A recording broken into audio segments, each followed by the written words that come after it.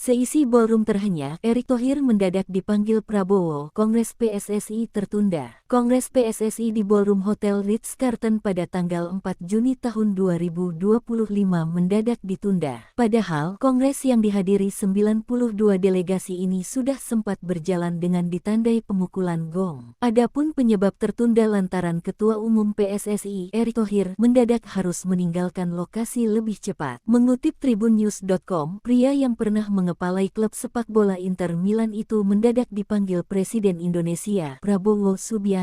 Direktur Utama PSS Sleman, Gusti Randa, membeberkan bahwa Kongres Biasa PSSI harus ditunda. Sebelumnya, sekitar pukul 13.30 waktu Indonesia Barat, Erick Thohir sudah memberikan pemaparan pada pembukaan Kongres PSSI di hadapan 92 delegasi yang terdiri dari Asprof PSSI, perwakilan klub Liga 1, Liga 2 dan Liga 3 serta asosiasi. Bahkan, Ketum KONI Marciano Norman pun sudah membuka acara kongres ini dengan ditandai pemukulan gong. Akan tetapi, saat kongres hendak dimulai, Erick Thohir harus meninggalkan ruangan ballroom Hotel Ritz-Carlton untuk menemui Presiden Prabowo. Kongres PSSI pun ditunda karena kongres harus dipimpin oleh Ketua Umum PSSI. Gusti Randa memastikan kongres biasa tetap akan berlangsung hari ini. Kini para peserta kongres tinggal menunggu kehadiran Erick Thohir di Ritz-Carlton. Sementara itu, terkait kongres kali ini akan membahas mengenai laporan kegiatan PSSI 2024/2025 dan rencana program PSSI 2025/2026, laporan keuangan PSSI 2024 dan rencana anggaran 2025. Kemudian, penerimaan, pemberhentian serta perubahan dan domisili anggota PSSI dan pengesahan statuta PSSI edisi 2025.